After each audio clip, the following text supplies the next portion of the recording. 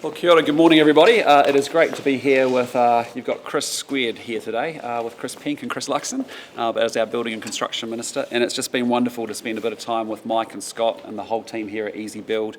As you've seen, this is a highly innovative company, and this is exactly what we want to see a lot more of in the building and construction and housing sector in New Zealand.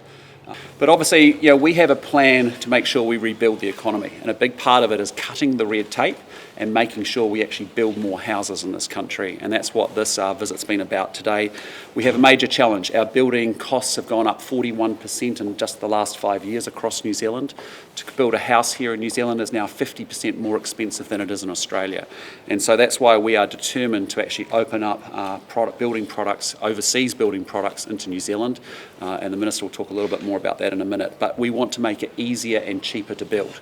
And what that means is for families across New Zealand who are trying to get into that first home, if it's built faster and quicker and cheaper, that's a good thing.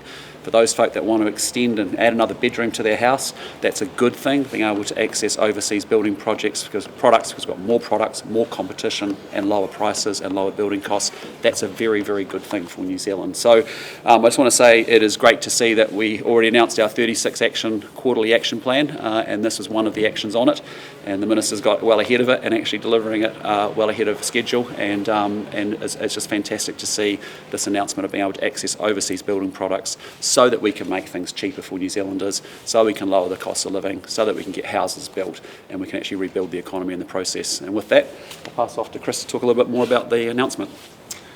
Good morning all. Thank you, Prime Minister. As you've noted, the importance of rebuilding the economy and the place that building and construction sector has within that. If you think about the Kiwi families that are doing the renovation or the new build and that going for housing growth agenda that we've got as well. So clearly building products are an important part of that in turn.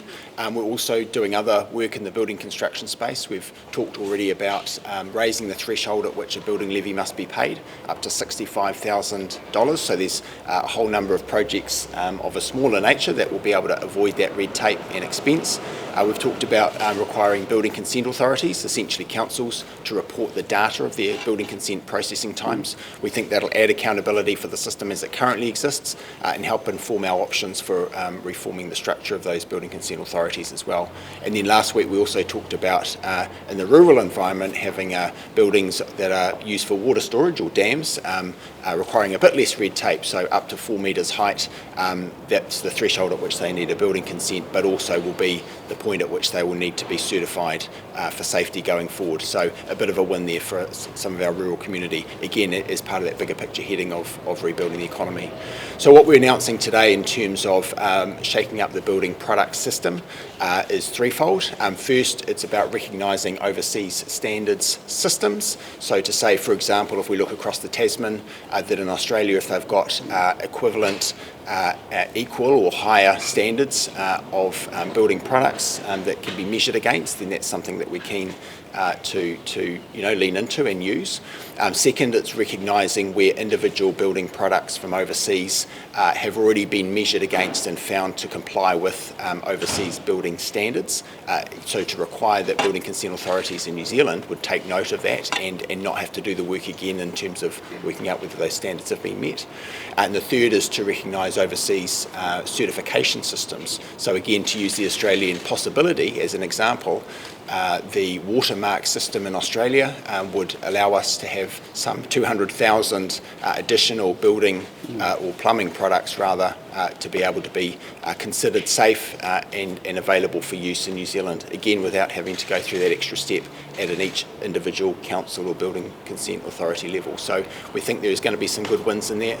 We'll look to pass legislation that will enable the structure. We'll be consulting with the sector, the people who actually use the products, people who have got that technical know-how to see exactly where we should put those lines in place in terms of acknowledging the equivalent or better, higher standards from Australia. And we think in addition to providing the competition that the Commerce Commission talked about in relation to plasterboard and the jib shortage of a couple of years ago and those easier product approval pathways that the Commerce Commission also talked about, we think actually for New Zealand producers of building products that be a bit of a win as well, because we think that if they can measure themselves against overseas standards, that makes them much more export ready and attractive in Sydney, in Melbourne, elsewhere in Australia and of course further afield too.